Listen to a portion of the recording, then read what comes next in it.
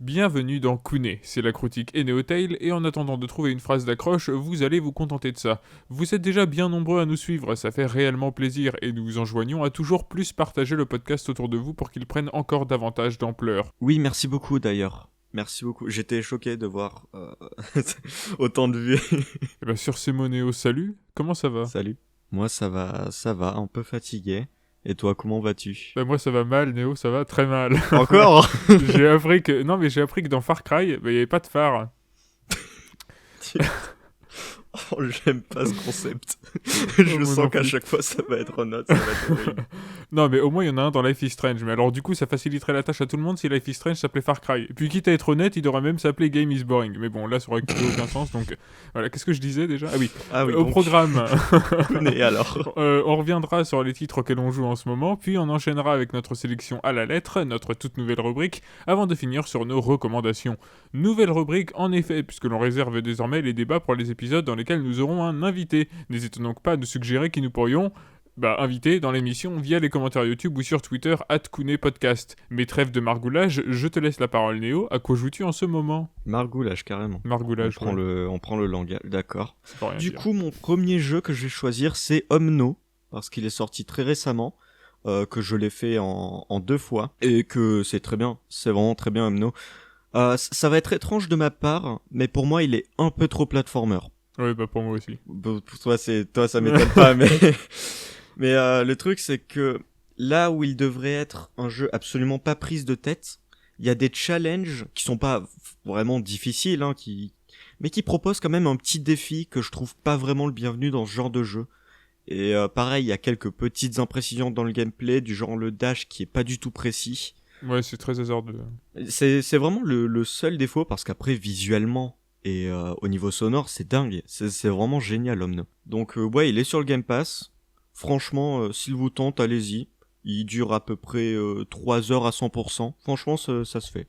Et toi, à quoi as-tu joué durant ta semaine de jeu? Écoute, moi j'ai commencé Valkyrie Profile, donc un RPG bien connu de la PlayStation.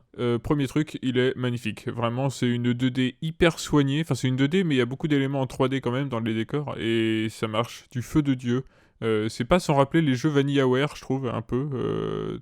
Il y a un peu de ça, enfin c'est pas complètement dans le délire, mais il y a un petit esprit VanillaWare qui s'en dégage. Après, je sais pas quand ont été créés les premiers jeux VanillaWare, donc ça se trouve, je dis un truc, c'est complètement anachronique, mais... Ce qui est aussi assez fou dans ce jeu, c'est l'univers mythologique nordique qui est passionnant. Valhalla, tout ça, les Valkyries, c'est l'univers nordique, mythologie, et comme je viens de le dire. Mais surtout dans tout ça, il y a un truc qui m'a vraiment marqué, ce sont les combats.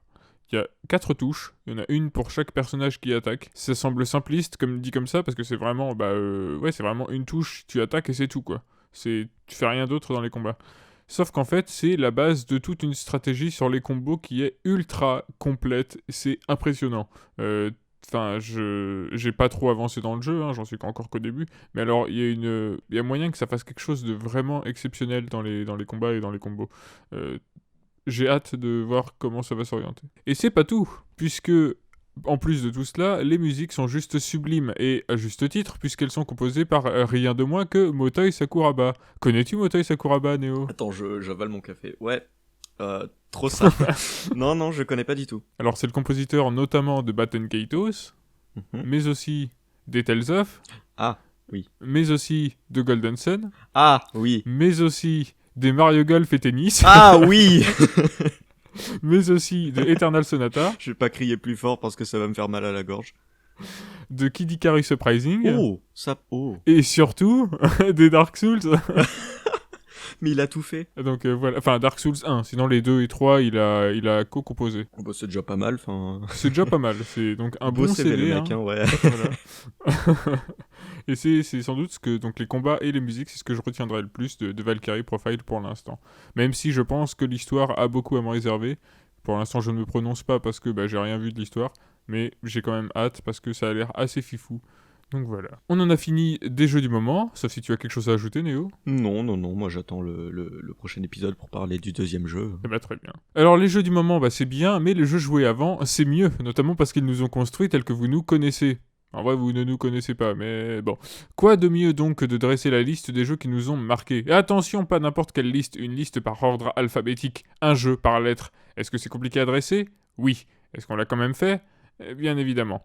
Bienvenue dans la rubrique Jeux à la lettre. 13 jeux chacun dans cet épisode, 13 jeux chacun dans le suivant, pour un total de 52 jeux, plus les mentions honorables. C'est parti. Quand tu dis des jeux qui nous ont marqués, ouais, alors, moi non. Moi, je me suis amusé à faire une liste avec des jeux que j'aurais pas pris, parce que sinon, en B, il y aurait eu Beat Saber, en C, il y aurait eu des trucs comme Céleste, mais pas du tout. J'ai pris des trucs que j'ai pas l'habitude de prendre, juste pour l'exercice et parce que ça me fait marrer. Eh ben parfait. Bah du coup ce sont des jeux qui nous ont marqués mais pas trop. Alors bah on va commencer tout de suite. Donc cette fois-ci dans cet épisode ce sera les jeux à la lettre donc A à M. Néo je t'en prie, vas-y commence. Quel est ton jeu en A? Mon jeu en A, bon c'est un peu un choix facile, c'est American Truck Simulator. Oh. American Truck Simulator c'est donc la suite plus ou moins de Euro Truck Simulator 2. Par suite j'entends que c'est les mêmes développeurs et c'est fait sur le même moteur. Mais en fait c'est plus un Euro Truck en Amérique. Il ajoute pas grand chose en soi, mis à part beaucoup trop de DLC. Ça c'est... Les DLC dans le jeu, il y en a 8 tonnes. Mais sinon un truc que j'avais... 8 tonnes c'est drôle. J'ai même pas fait exprès. Mais un truc que... Je sais pas s'il l'ajoute vraiment, mais la dernière fois que j'ai joué à Euro Truck Simulator 2, on pouvait pas tricher, enfin... bien modifier notre partie si on avait une save sur le Steam Cloud. Mais là on peut, c'est-à-dire qu'on peut désactiver la fatigue, on peut désactiver la police, et on peut vraiment personnaliser notre expérience de jeu. Et je trouve ça vachement cool. Chacun peut y trouver son compte, je pense. Franchement, je suis de l'école, ouais, je vais jouer toute ma vie. T'as deux écoles où t'y joues toute ta vie, ou t'y joues jamais parce que ça t'intéresse pas. Et bah moi j'adore ce jeu. Non, d'autant que du coup, on perd certes en simulation, mais on peut gagner en accessibilité du coup. Ouais, c'est ça. Mais on peut totalement faire simulation à fond aussi. Ouais. Et bah voilà pour mon jeu en A. Quel est le tien, Kourou? Cette race, putain. Écoute, j'aurais bien choisi Audio Surf, parce que bah, j'aime beaucoup les jeux de musique, hein, c'est sans doute mon genre de jeu préféré, avec l'infiltration. Mais j'ai plutôt choisi, contre toute attente, parce que vraiment c'est le truc, personne ne s'y attendait, et moi le premier, Alan Wake. Oh, ça va, ça m'étonne pas trop. Mais je reviens de loin pourtant, parce que vraiment, Alan Wake, c'est le jeu qui m'intéressait, mais pas du tout. J'en avais mais tellement rien à foutre jusqu'à ce que je le fasse, en fait. Mais je l'ai fait à reculons, vraiment. Enfin, ça a été compliqué, hein, l'appréhension Alan Wake. Enfin, pour moi, de toute façon, les exclus Xbox, aucune ne m'intéressait, à part Forza un petit peu. Horizon, hein. Mais pourtant, quel jeu! Alors, je vais même pas parler du scénario parce que je le trouve assez quelconque, alors que la plupart du temps, c'est les gens qui préfèrent le scénario dans Alan Wake, alors que je comprends pas pourquoi, vraiment. Non, pour moi, c'est le gameplay qui défonce tout dans Alan Wake. Les esquives, le feedback des armes, tout ça est excellent. C'est ouf, vraiment, les fusillades, c'est une des fusillades... Enfin, ça fait partie des fusillades les plus satisfaisantes auxquelles j'ai pu jouer dans ma vie, quoi. Aux côtés de Control, Max Payne, Quantum Break, voilà quoi. Les jeux Remedy quoi. Vraiment, ils sont tellement doués là-dedans, moi ça me sidère à chaque fois. Faut que j'explore plus l'univers Remedy parce que j'ai fait Alan Wake, enfin j'ai pas fait les DLC donc j'ai pas fini Alan Wake si j'ai bien compris. Moi non plus. Ouais. Mais j'ai pas fait les autres, faut que je fasse les Max Payne. Là récemment j'ai vu une critique de Control qui m'a bien motivé à tous me les faire donc pourquoi pas. Voilà, j'ai dit à peu près tout ce que j'avais à dire sur Alan Wake. Est-ce qu'on enchaîne sur les B? Allez, on enchaîne sur les B, hein. Ok, du coup, mon B à moi, c'est Black Mesa. Ah. Black Mesa, qu'est-ce que c'est? C'est un remake de Half-Life qui a été fait par des fans, mais qui a eu, il me semble, une aide financière de Valve, notamment pour la distribution du jeu. C'est le plus beau jeu source, c'est clairement de loin le plus beau, et c'est aussi un peu le dernier. Enfin, le dernier supporté par Valve, parce que depuis, il y a eu Source 2, qui arrivait avec Half-Life Alyx. J'aime son côté remake, comme j'aime Rayman Redemption, ou j'aime Sonic Mania. C'est-à-dire qu'ils vont faire un level design à base de moments que tu connais, et qui vont s'enchaîner sur des niveaux totalement inédits. La structure fait que, comme ça, tu sais que t'es dans Half-Life, tu reconnais certains endroits, t'es content de les voir, mais ça les empêche pas de faire du neuf avec du vieux. Après, il y a un workshop, parce que forcément, c'est un jeu source, donc il y a un workshop, et du coup, la durée de vie est multipliée par 10. Et il y a toujours le problème de Xen, par contre.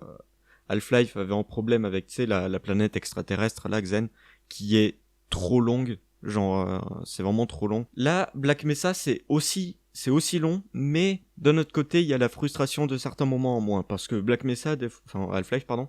Half-Life, des fois, t'en avais marre de Xen. Genre, tu voulais rage quit limite à certains endroits. Mais sinon, voilà, excellent remake.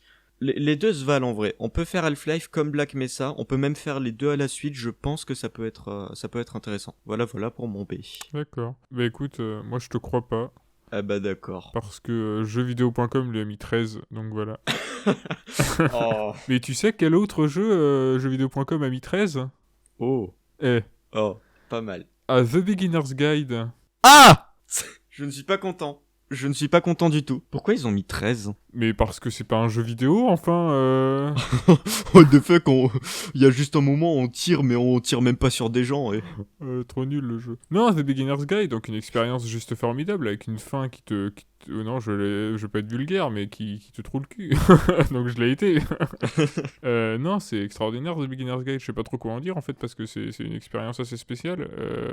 Sachez que on va explorer ce qu'est le jeu vidéo, mais qui dans un truc qui n'est pas un jeu vidéo. Ça va être plus être un musée en fait. Ça va être une histoire qui se sert du support du jeu vidéo comme média, mais qui va quand même parler de jeux vidéo. C'est super compliqué, et je vous assure c'est très simple une fois qu'on comprend de quoi ça parle, mais l'histoire est exceptionnelle. Vraiment je le redis, mais cette fin, elle te prend aux tripes. Bah je crois qu'il tourne aussi sous source en plus. Ouais, il a été fait sous source. Voilà, donc... Mais il est vraiment génial, The Beginner's Guide. c'est exceptionnel comme jeu. Bon, il met en bad par contre. Hein. Oui. Si vous n'êtes pas dans une très bonne ambiance, je vous conseille pas forcément de faire celui-là. Sauf si vous voulez encore plus déprimer. Il y a un moment dans Beginner's Guide qui, à chaque fois, j'ai envie qu'il continue, qu'il s'arrête jamais. C'est le moment où tu dois ranger la maison. Oui, tu dois faire le ménage, ouais. J'étais sûr que t'allais dire ce moment. Mais oui, mais t'as envie qu'il dure 3 heures ce moment. S'il l'arrêtait pas, j'aurais pas stop. J'aurais pas arrêté le jeu. Genre, s'il l'arrêtait. Non, moi, le moment où que je voudrais qu'il s'arrête jamais, tu sais ce que c'est? C'est le moment où tu dois monter les escaliers où tu ralentis à mesure que t'avances. Ah ouais. Attends, mais il me semble que tu peux le faire durer autant que tu veux. C'est toi qui dois appuyer sur entrée pour cheater. C'est toi qui dois appuyer... Ouais. Bah du coup... Mais du coup, tu peux, ouais, tu peux. Justement, ça s'arrête vu que tu y arrives à un moment. Ah oui. Non, je disais ça pour rire. Hein. C'était justement parce que c'est un peu chiant. Enfin, c'est chiant, mais du coup, c'est génial. Hein. C'est pas chiant, genre pas bien. Bah, du coup, on va passer au C. Ah, mon C à moi, c'est Cat Quest 2. Ça, c'est un peu un choix facile. Donc, c'est un action RPG en coopération locale, mais qu'on peut aussi jouer en solo, où t'as un joueur qui incarne un chat et l'autre qui incarne un chien. Franchement, c'est un jeu absolument pas prise de tête. L'ambiance est cool, il y a un peu d'humour, beaucoup de jeux de mots. Et il a un truc que j'adore dans les Cat Quest, c'est que t'as toujours des quêtes pour obtenir des armures, mais tellement cheatées que t'as l'impression qu'elles devraient pas être là. Et limite, les quêtes pour y arriver aussi, tu combats des trucs genre horribles, en un coup ils te tuent, mais c'est vraiment super drôle à faire. Et à ça, tu peux ajouter de la rejouabilité, parce que le jeu, il se termine en même pas une dizaine d'heures, hein. Mais il a un truc qui s'appelle le Mew Game, qui était là aussi pour le premier Cat Quest, où tu vas pouvoir mettre je sais pas comment on dit, des modificateurs, ouais, de parties. Ou par exemple, t'es tout le temps niveau 1, tu peux pas mettre d'armure, les mobs sont beaucoup plus forts. Et tu peux mixer ces trucs, et si tu réussis tes runs, t'obtiens une partie d'une armure, mais genre giga légendaire, tout ce que tu veux. Et c'est vraiment super fun à faire. C'est un jeu avec énormément de rejouabilité. Et ouais, faites les 4 quests, c'est cool, 4 quests. Ok, ben de mon côté, j'ai choisi Catherine. Catherine, donc un puzzle game romantique, limite pour adultes. C'est conceptuel, écoutez, mais moi j'aime beaucoup. Ça me fait beaucoup rire. Enfin, ça me fait rire, non, c'est plutôt la déprime, Catherine, encore une fois. Même si ça se veut humoristique et tout, moi ça me fout des bads. Ouais, vraiment, c'est super dur, hein, Catherine, mine de rien. Les puzzles sont compliqués, c'est pas facile tous les jours. Hein. Des fois tu essayes pendant 30 essais, t'y arrives pas, en fait tu reviens le lendemain et puis c'est bon, t'y arrives du premier coup. Bon bah ça c'est le genre de truc qui arrive. Hein. Je suis même pas sûr de l'avoir fini en fait. Je sais que je connais la fin, mais je suis même pas sûr de l'avoir fini. Mais il y a pas plusieurs fins. Si, il y a plusieurs fins. Ah, okay. Faites Catherine, c'est un super jeu. Donc Atlus hein, en plus, donc les gens derrière Persona. Hein. Et autres Megaten bien sûr. D'abord les Megaten. Il me semble qu'il y a une grosse ref à Persona en moment. Oh, c'est bien possible. De toute façon, les phases, enfin les moments découpés en phases de vie dans le bar et phases de rêve, ça fait immédiatement penser à Persona dans les phases de scolaire et phases de donjon. Hein. Mais les phases de vie dans le bar, elles sont bien. J'ai vraiment envie de faire que ça, moi. Ouais, c'est trop bien. Oh. J'ai encore plus le seum du coup. Eh bien, passons au dé. Alors mon dé, c'est un jeu que j'ai tout juste commencé, qui sur les 2h30, 3h, j'ai fait 45 minutes. Mais je me suis arrêté parce que j'étais trop mal devant. Ça s'appelle Detention et c'est un point and click d'horreur. Ah oui, je connais deux noms. Oui, ça se passe, il me semble, dans les années 60, que je dise pas de conneries, je vais vérifier ça. Je crois que c'est toi qui m'en avais parlé. C'est possible. Après, il y a eu un épisode... Ah, comment il s'appelle? Bah, tu dois savoir, c'est un collectif où il y a Pseudo S dedans. Arme Ultime, voilà, Arme Ultime. Ah non, je connais même pas. Tu connais pas? Où genre, ils ont des masques, et ils parlent en voix modifiée, ils traitent souvent de jeux d'horreur et de trucs comme ça. Ah, je sais pas du tout alors là. Tu connais pas du tout? Non. Ah. Bah écoute, tu m'apprends des trucs. Bah j'ai remarqué qu'il y avait Pseudo S dans un épisode, du coup je vais... Bon, bah ouais, du coup ça se passe dans les années 60. Tu joues une lycéenne qui est bloquée dans cette école, où il se passe des trucs. Bon, je pense qu'il y a un gros propos derrière, genre un propos bien vénère, mais j'ai pas eu le temps encore de l'assimiler parce que 45 minutes. Le jeu a un patch FR par contre, et c'est très très bien. C'est très cool d'avoir des patchs FR dans les jeux. Faites plus de patchs FR. Mais voilà, si j'ai arrêté le jeu, c'est bien pour une raison. Je m'attendais pas à avoir autant peur devant un point and click. Je te jure, il y a une mécanique qu'on t'apprend au bout de 15-20 minutes de jeu. T'as des espèces de monstres qui peuvent tout à fait te buter. Et chaque monstre a sa façon de l'esquiver. Pas de le buter, juste de l'esquiver. Et le premier, tu dois retenir ton souffle. Genre c'est clic droit pour retenir son souffle. Tu marches très lentement. Sauf que ton souffle, c'est à ce moment-là que tu t'aperçois il est pas infini. Le souffle il s'arrête automatiquement parce que sinon tu crèves et t'as le monstre derrière qui t'entend, qui se met à hurler, à te poursuivre. C'est horrible. Ah, y a des moments, notamment un moment devant un miroir, je vais pas spoiler, mais quand tu t'es fait poursuivre par 3 monstres et que t'essaies de souffler, ça te fait mal ce genre de truc. Mais du coup c'est très réussi. Et j'aime énormément, et je sais que je continuerai, ça c'est sûr. Le moment devant un miroir, ça me fait penser à Ib. J'ai pas fait Ib, mais je sais qu'il y a un jumpscare devant un miroir. C'est le seul truc que je sais du jeu. Bah voilà. Oui, aussi, est-ce que t'as fait The Cat Lady et autres Downwell Downfall ou Downwell, je sais plus. Downwell? Non, Downwell, c'est le jeu dans le puits, oui, voilà, c'est... Oui, non, parce que Downwell, c'est un jeu de plateforme.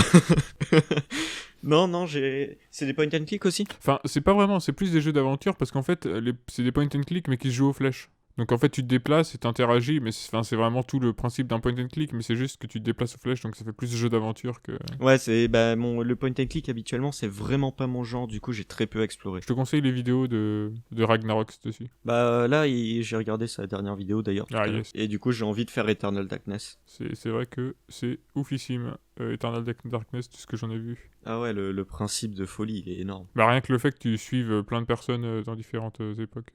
Bah justement, en parlant de jeux d'horreur, qui aurait dû sortir en fait sur PS2, mais qui finalement est sorti sur PS3 et consort, à mon tour, j'aurais pu parler d'Danganronpa, je ne le ferai pas. J'aurais pu parler de Dark Souls aussi, je ne le ferai pas, non. Je parlerai ici de Deadly Premonition. Deadly Premonition, qu'est-ce que c'est? C'est un jeu de tir, mais en fait non. On va oublier tout de suite les phases de jeu de tir. Non, c'est un jeu d'aventure, d'enquête, dans lequel on va se balader en fait dans une ville ouverte et il va falloir résoudre un meurtre, donc complètement dans l'esprit de Twin Peaks, et c'est trop bien. Enfin, c'est complètement pété en termes ludiques en fait, il y a rien qui va. Ne serait-ce que dans les phases de tir, je le répète, les phases de tir c'est l'enfer sur Terre. Ça reprend, enfin c'est du Resident Evil 4 mais en moins bien, alors que c'est sorti après, genre longtemps après, genre en 2010, alors que pourtant, genre t'as vraiment un truc dans ce jeu qui fait que t'y reviens et ça te happe. Vraiment, l'ambiance du jeu est ouf. J'adore Deadly Premonition. Là non plus, j'en dis pas trop. Déjà parce que j'ai pas envie que l'émission dure 4 heures. Mais surtout parce que je ne sais pas trop quoi rajouter. T'as fait le 2? J'ai pas fait le 2 et j'ai pas trop envie. Ouais, apparemment, il est pas... C'est pas ça. Enfin, après, je sais pas, j'ai que entendu Pseudoless en parler. Donc, Bah, moi aussi, hein, je t'avoue. Eh bien, autour du E. Autour du E. Et là, j'ai pris un choix chelou. Ça s'appelle Enclave. Il me semble que je t'en avais parlé vite fait. C'est un RPG sorti en 2003 sur Xbox, qui est aussi disponible sur PC et sur Mac, on appréciera l'effort. C'est un jeu que j'ai fait 1 ou 2 fois. Bah, il y a 2 campagnes déjà, mais genre, je crois que j'ai terminé 2 campagnes qu'une fois. Mais j'ai recommencé plusieurs fois parce que j'avais un petit PC tout pourri et c'était un des seuls jeux qui faisait tourner. Mais du coup, c'est un RPG en ligne droite, qui est en gros nanar. Voilà. Mais c'est drôle à jouer. Et le doublage, Je pense que le doublage fait la moitié de l'intérêt du jeu. Parce que il y a des trucs, des fois, tu vois un gros assassin, non pas un gros assassin, mais un assassin justement discret. Il te parle avec une voix toute faible et c'est trop bien. Non, c'est une petite curiosité qu'on trouve souvent à 1€. Franchement, pourquoi pas. C'est pas un jeu que je recommanderais plus que ça, mais pour un bon nanar, pour se marrer en coup, pourquoi pas. Bon bah de mon côté, j'ai choisi, attention, surprise et étonnement, Earth Defense Force 5. J'étais sûr que c'était Earth Defense Force. Earth Defense Force, qu'est-ce que c'est? C'est un jeu de tir, cette fois c'est bien un jeu de tir. Là aussi, c'est complètement pété en fait ludiquement, mais c'est à la fois ce qui fait sa force parce que c'est à la fois très répétitif et complètement bourrin, quoique dans les niveaux de difficulté supérieurs c'est encore autre chose, mais c'est hyper jouissif en fait. C'est d'une satisfaction folle que de jouer à Earth Defense Force. Tous en fait, mais surtout le 5 je pense, parce que dans le 5, on rajoute un truc qui est le démembrement. Et j'ai pas envie d'en dire trop parce que je prépare une vidéo dessus, mais ouais non, c'est hyper fun Earth Defense Force. Ça se joue très bien à deux, surtout en écran splitté, et oui, enfin en écran scindé. C'est formidable, c'est formidable. C'est très rare les jeux multijoueurs en local, et franchement, foncez dessus, hein. Foncez vous le procurer. En plus, il est rarement très cher. Enfin, surtout le 4.1. Le 4.1, il se trouve à moins de 20 balles tout le temps. Donc, allez-y, franchement, foncez. Bon, bah, F. F. F comme Freedom Planet. Là aussi, c'est un choix un peu facile, parce que j'adore Freedom Planet. C'est un fast-paced platformer qui a commencé comme un fangame de Sonic, mais qui a très vite pris sa propre direction, et c'est très cool, parce que on a différents movesets, on a 3 personnages, hein, comme un Sonic. On peut par exemple frapper, déjà, on sort du truc, se mettre en boule, etc. On a un personnage qui a une moto. Ça joue à la fois très proche d'un Sonic, et à la fois pas du tout. C'est assez chelou. Mais ouais, c'est un jeu qui se refait plein de fois, qui, pour la collectionnite par contre, si vous voulez le 100%, vous en avez pour un long moment, c'est un peu dommage. Alors qu'un Sonic Mania par exemple, si tu veux le 100%, t'en as pas pour plus de 10 heures. Et encore 10 heures, c'est si vraiment tu veux faire avec tous les personnages, toutes les runs, tout ce que tu veux. Non, là c'est un petit peu trop long, mais par contre, que c'est beau comme jeu. Que c'est beau. Et il y a un truc que j'ai jamais vraiment eu du mal. J'ai vu des reproches sur le jeu comme quoi le jeu est tellement détaillé qu'on a du mal à se voir en tant que joueur. Enfin, à comprendre où on est. Et je trouve pas. Je sais pas pourquoi. Mais même en général, j'ai pas de mal, donc peut-être que c'est moi, hein, mais j'ai pas de souci avec ça. Je vois pas du tout à quoi il ressemble le jeu, donc je saurais pas te dire. Bon bah écoute, de mon côté, j'aurais pu parler de Fuel, donc le jeu d'Asobo, le jeu de course avec la map, sans doute l'une des maps les plus grandes de l'histoire de la map dans le jeu vidéo. J'aurais pu parler de Final Fantasy XV, qui est sans doute un de mes FF préférés. N'en déplaise. J'aurais pu parler de Far Cry 2, qui est mon Far Cry préféré. N'en déplaise, encore une fois. J'aurais pu parler de Fallout New Vegas, qui est le meilleur Fallout de tous les temps. Et un des meilleurs jeux de tous les temps tout court, d'ailleurs. N'en déplaise. N'en déplaise. Mais je préférerais me faire du mal, en fait. Et c'est pour ça que j'ai choisi Fahrenheit. Donc Fahrenheit, qu'est-ce que c'est? C'est un jeu de David Cage. Et du coup, c'est pas bien. Voilà, tu pourrais t'arrêter là. Point, en fait. Voilà, Non, c'est mal écrit, c'est ridicule. Ça va beaucoup trop loin, il y a trop de sous-intrigues. Il y a trop d'intrigues tout court, en fait. Et alors, il y a de l'idée, hein, ludiquement, c'est intéressant, mine de rien. Non, ça aurait pu être sympa. En fait, le début est extrêmement engageant. Vraiment, le tout premier épisode, il est génial. Mais alors, à partir du moment où ça se scinde et où tu dois incarner plusieurs personnages en même temps, mais alors là, ça n'a plus aucun sens. T'as des scènes qui n'ont rien à foutre là. Genre, la scène... La parodie de Enfin oui, parce que pour moi, je suis désolé, c'est une parodie, hein. La parodie de Matrix avec les insectes géants, moi ça me tue, hein. Je suis désolé, c'est dans les bureaux là.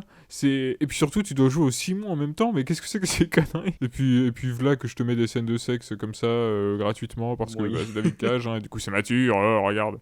Donc ouais, non, vraiment, ça me sort par tous les orifices ce jeu. Il y a moyen d'en faire une vidéo très très drôle, que ce soit en gros une critique, je pense. Ce sera une question de temps.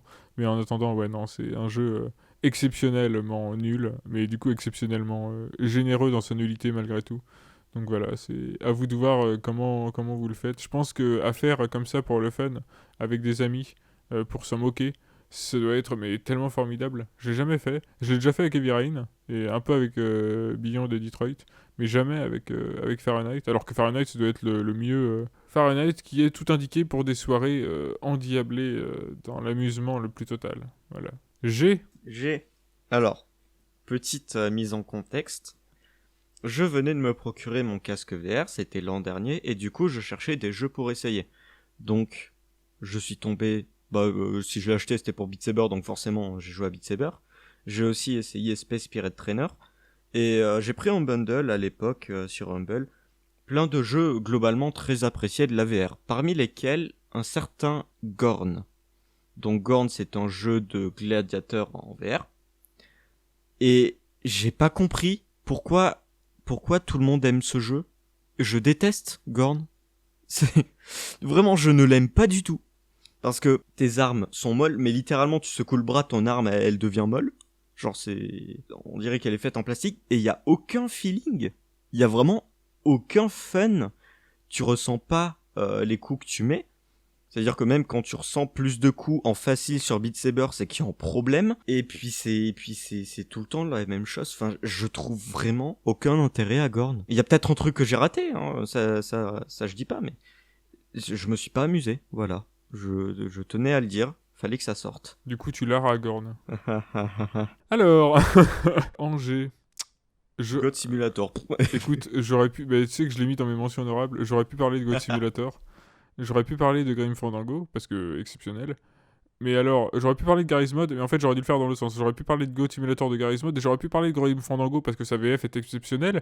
Mais j'ai préféré parler d'un jeu dont la VF est exceptionnelle aussi, mais dans un autre sens. Est-ce que tu vois de quoi je veux parler? Qui commence par G. Oui, bah, tiens. Non, je vois pas. Gabriel Knight 2. Ah, mais oui! Mais Évidemment. oui. Comment j'ai pu ne pas me dire Gabriel Knight? Gabriel Knight qui est un super point and click, hein. Ne vous fiez pas à la VF, vraiment la VF c'est juste le truc qui casse tout dans le jeu, mais sinon c'est un super point and click avec une histoire assez bien ficelée et tout, genre c'est pas mal foutu du tout. Alors c'est hyper compliqué, hein, faites-le avec une soluce parce que c'est hyper tordu, t'as des énigmes que je sais même pas comment t'es censé faire ça, mais vraiment la plus-value de ce jeu c'est la VF qui est hilarante. Je sais pas si, en fait, si vous ne la connaissez pas, cette VF, elle est complètement foirée. Et genre, ça fait très amateur. Non, ça fait pas amateur, ça fait professionnel, mais qui ne s'est pas investi du tout. Et du coup, c'est hilarant parce que le gars est toujours à côté de la plaque, en fait, dans ses répliques. L'acteur principal, mais les autres aussi. Ce qui fait que c'est tellement drôle. On en a. Enfin, nous-mêmes en avons des répliques gravées en mémoire, notamment le Canis lupus lupus. Voilà, Gabriel Knight, un point and click tout à fait honorable, avec une VF complètement catastrophique, mais qui fait tout son charme au jeu. Et vraiment, c'est hilarant rien que pour ça, quoi. Et surtout pour les petits silences gênants. Ah oui. Ça aussi, ça me tue de rire. C'est vraiment ça fait partie des meilleures expériences, enfin les plus drôles que j'ai vécues dans un jeu vidéo, quoi. Donc c'est dire. H. H. Alors j'aurais pu parler de A Hat in Time, mais c'est le choix trop facile. J'aurais pu parler de Earth and Slash aussi, mais j'ai choisi Hot Lava. Hot Lava, c'est un first-person platformer, pour changer, qui est un peu The Floor is Lava, mais en grand, en fait. L'univers est assez particulier, dans le sens où on joue des jouets d'une série télé. Globalement, ça se prend tellement pas au sérieux. C'est-à-dire que dans chaque hub central, parce que c'est divisé en hub central dans lequel tu peux rejoindre des niveaux qui vont te faire passer dans une espèce de monde alternatif avec de la lave. À chaque fois, t'as notamment un chien. Ça, je m'en souviendrai parce que je m'étais tapé des fous rires avec ces trucs. T'as un chien, tu l'attrapes, il te sort une tronche pas possible. Genre, on dirait t'as tué sa famille. Et tu l'as toujours, en fait, tu le tiens en main, il est toujours sur un côté de l'écran à te regarder super mal pendant que toi tu joues. Et t'as des succès, c'est genre faut l'amener jusqu'à la fin du niveau, tu peux le lancer comme un ballon, c'est totalement débile. Et Hotlava du coup aussi a un multijoueur que je sais pas, j'ai pas vraiment compris l'intérêt. Ouais. C'est-à-dire que tu peux avoir plusieurs personnes sur la map en même temps, mais chacun fait ses trucs et t'as très peu d'interaction en fait. À la limite, tu peux faire une partie d'échecs grandeur nature, mais pas plus de trucs que ça. Mais sinon, franchement, c'est mon first person platformer préféré. Il est très fun. Il y a plein de trucs à faire si tu veux collectionner les cartes qui sont cachées dans les niveaux, etc. Il y a le workshop, du coup c'est bon, c'est un de mes critères de meilleur jeu. Et voilà, très bon jeu Atlava. Côté H, moi j'aurais pu choisir Hellblade Senua's Sacrifice parce que mine de rien, bah, j'ai plutôt aimé l'histoire et les combats, même si bon les énigmes à un moment elles te sortent par les oreilles. J'aurais voulu choisir Hylics, mais je l'ai pas fait, alors qu'il a l'air incroyable. C'est un jeu fait sous RPG Maker et qui est juste formidable, enfin qui a l'air formidable. Mais non, j'ai plutôt choisi du coup Okuto Musou, qui est un Musou, oui, que j'aime beaucoup parce que c'est dans l'univers Okuto no Ken et c'est bien la seule raison qu'il a d'exister. Parce que en soi le jeu est assez pauvre. Bon, il a pas beaucoup de personnages jouables, il est pas très intéressant, c'est assez chiant quand tu connais, enfin c'est complètement chiant quand tu connais pas l'univers, donc c'est vraiment à réserver aux fans. Mais alors quand tu es fan, quel fan service de tous les instants, c'est excellent. Je vais encore faire de la pub pour moi, mais j'ai fait une vidéo dessus, une critique, donc vous pouvez toujours aller la voir si ça vous intéresse. Vraiment, j'adore ce jeu, même si, enfin pour le peu qu'il a proposé, c'est un jeu Okuto no Ken. C'est rare, les bons jeux Okuto no Ken. Celui-là, il est plus que correct. Voilà, si vous voulez en faire un, faites Lost Paradise. Mais si vous voulez en faire un autre, faites Okuto Musou, il est tout à fait honnête. D'accord. Bah j'ai jamais vraiment regardé Ken, donc... Eh ben regarde, ou écoute, enfin lis plutôt. Lis d'abord et regarde ensuite. Ouais, parce que j'ai du mal à finir les animés, donc je lirai peut-être plus que... Oui, surtout que, enfin c'est même pas une question d'animé, c'est juste que les visuels dans le manga, ils sont extraordinaires. Enfin t'as rarement vu ça dans un manga. C'est peut-être dans Berserk, les architectures de ouf qu'il y a dans le manga, je te dis, enfin, ça commence avec des ruines et tout tranquille, ça finit avec des pyramides énormissimes, avec des temples de ouf qui se baladent et tout. Enfin, c'est extraordinaire les architectures qui te sortent dans ce manga. C'est digne de Berserk, facile. Enfin, c'est Berserk qui est digne de HNK, mais voilà. Alors, passons au I. Alors mon I à moi, c'est Idol Slayer. C'est un jeu incrémental qu'on a sur PC et mobile. D'ailleurs, on peut faire une sauvegarde entre les deux. C'est un jeu très très très simple. Si simple qu'il n'y a pas vraiment besoin d'implication de la part du joueur, si ce n'est revenir de temps en temps pour faire quelques améliorations et au tout début récolter les premières pièces, etc.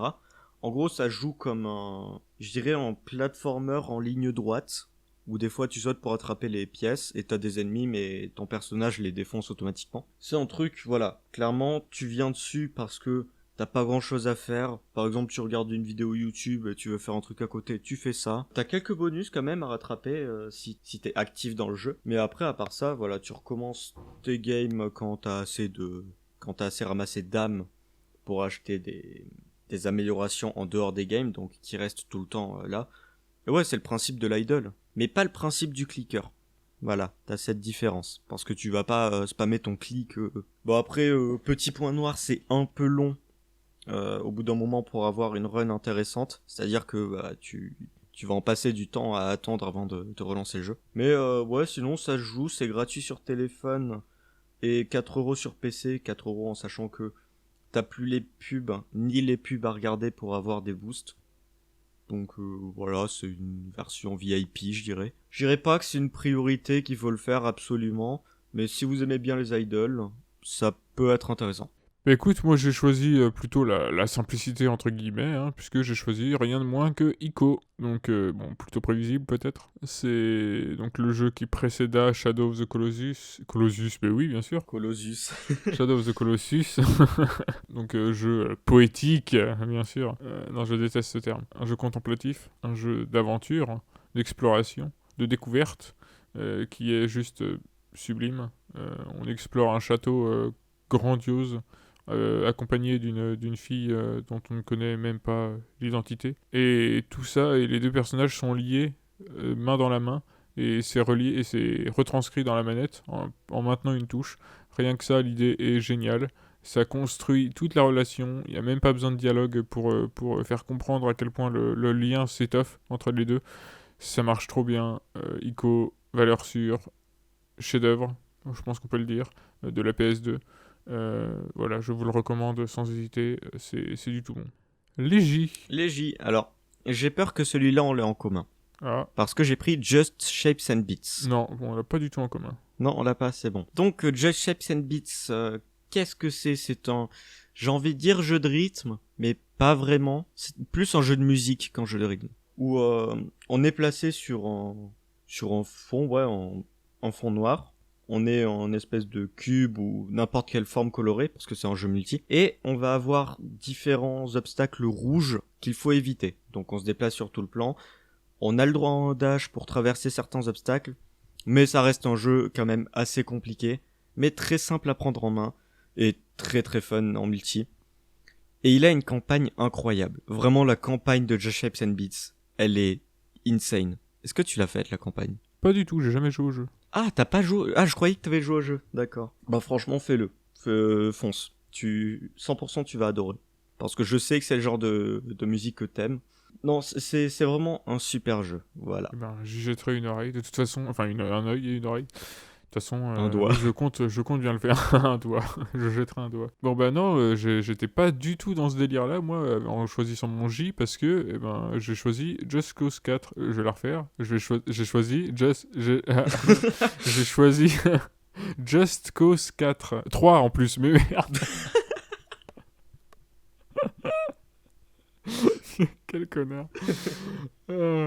J'ai choisi Just Cause 3, bon voilà.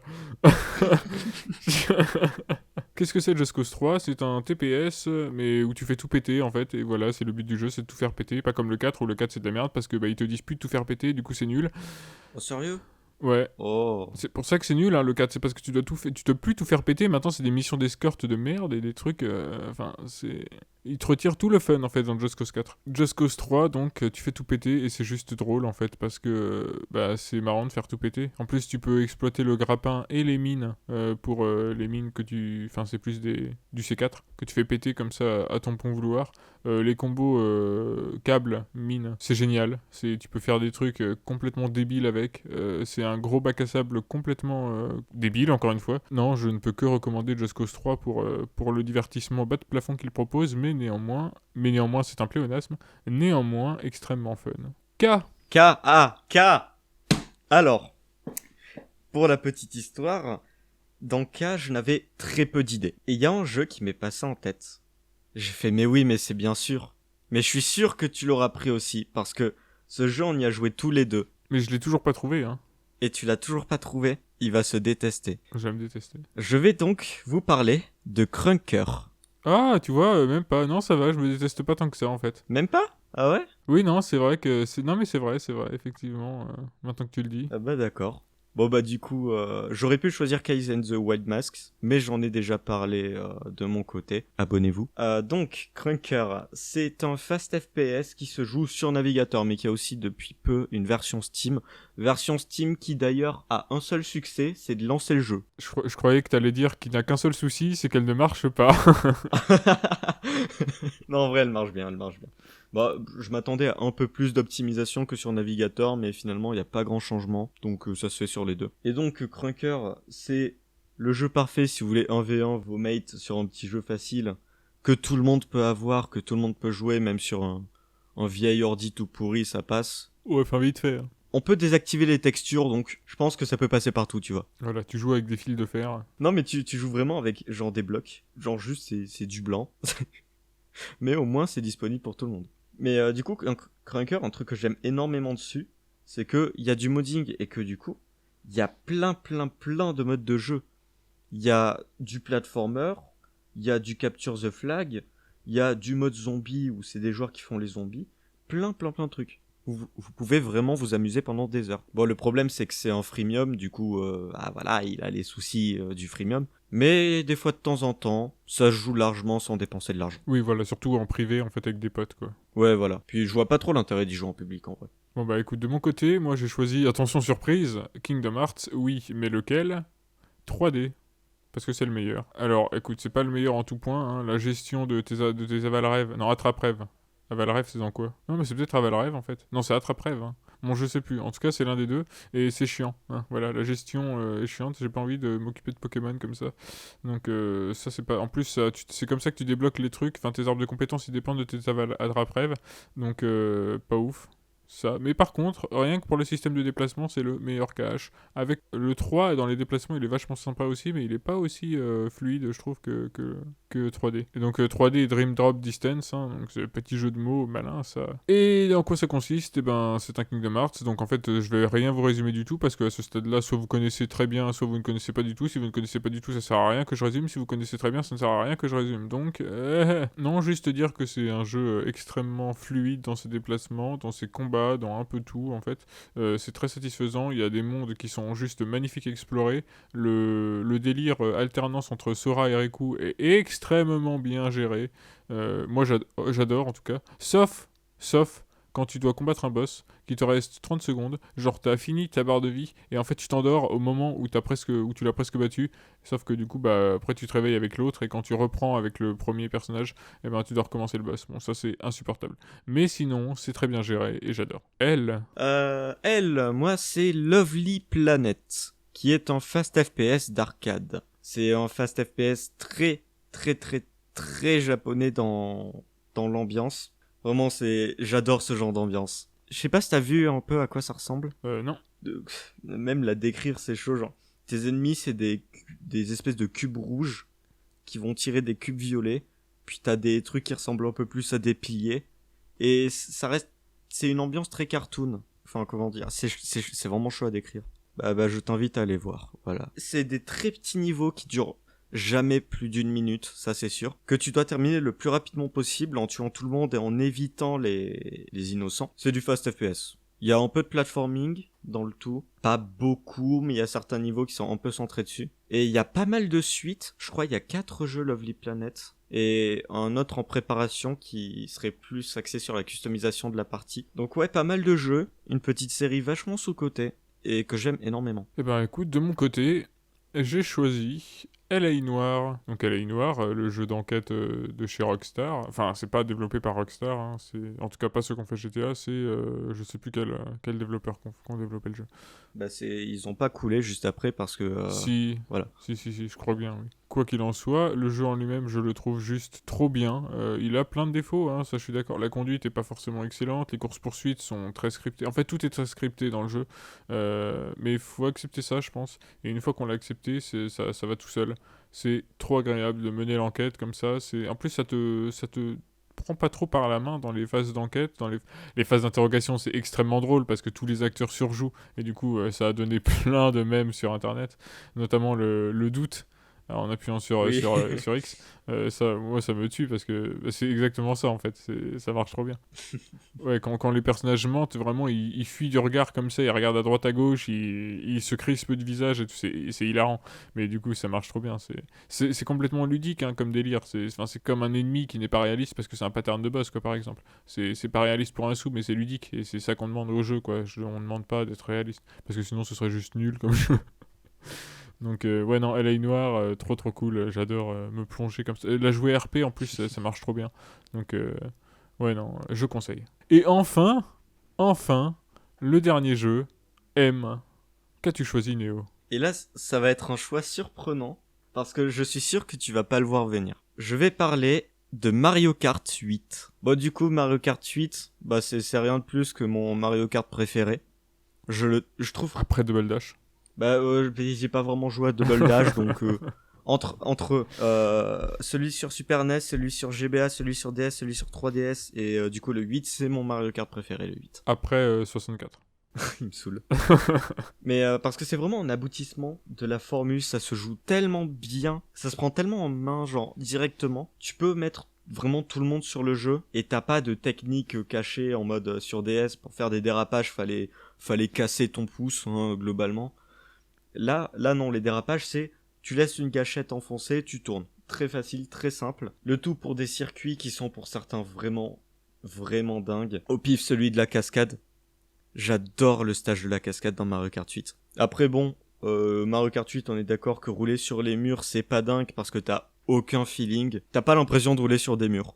Bah c'est dommage. Mais voilà, pour les dizaines d'heures que j'ai passées en ligne, celle où j'ai amené des potes sur des canapés à y jouer des soirées entières. Et puis pour Yoshi Noir, mon main forever, foncez. Mais faites Sonic All-Star Racing Transformed parce que c'est quand même mieux. Voilà. Ah ouais, carrément.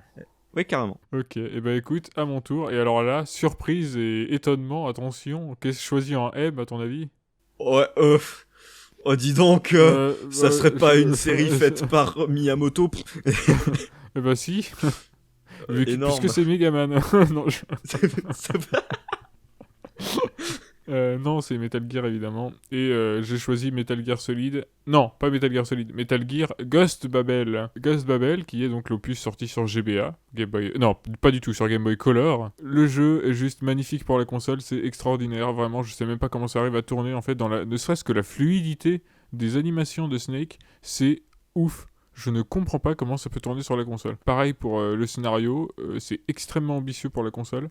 C'est super bien mené. Et puis le twist de fin, mais pas le twist de la fin, genre le twist de la toute fin quand t'as fait toutes les missions VR et tout, il est incroyable. Vraiment, c'est trop bien. C'est le meilleur twist de la série, je pense. Enfin, en tout cas, mon préféré. Parce que genre, je m'y attendais pas du tout en fait.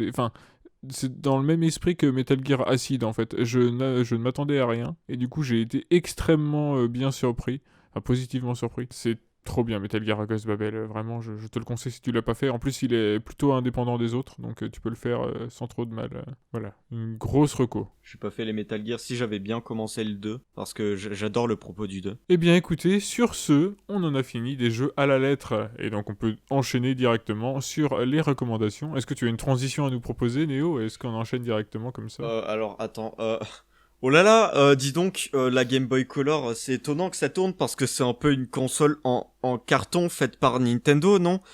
Et, Ah. Ok. Et du coup, on va parler de Nintendo Labo. De labo, ouais, wow. En vrai, j'en suis à moitié fier, tu vois.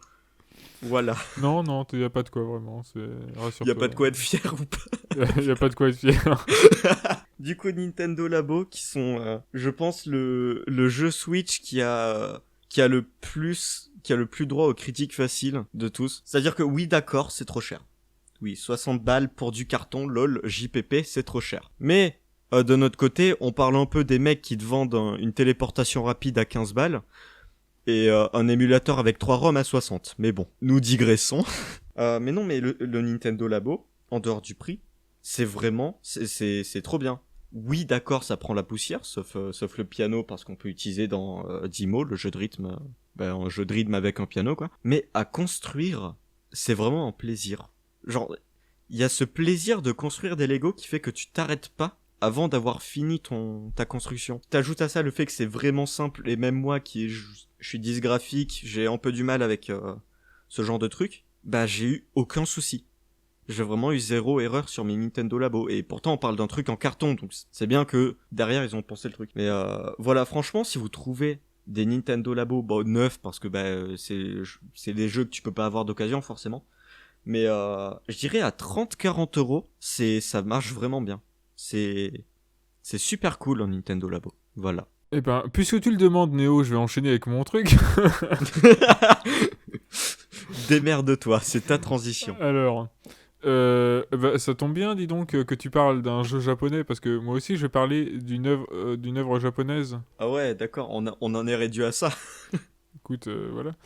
Eh bien, je vais parler d'un film japonais, à savoir, mais alors plus japonais que ça, tu meurs, Tokyo Gore Police de Yoshihiro Nishimura. Ça se passe à Tokyo, c'est gore, et on suit une agent de police, c'est bon, le titre n'a pas volé son nom, et c'est trop bien. Hein. Et bon, il n'y a pas trop de budget, on le sent avec les plans serrés, voire rapprochés, qui étouffent un peu l'action.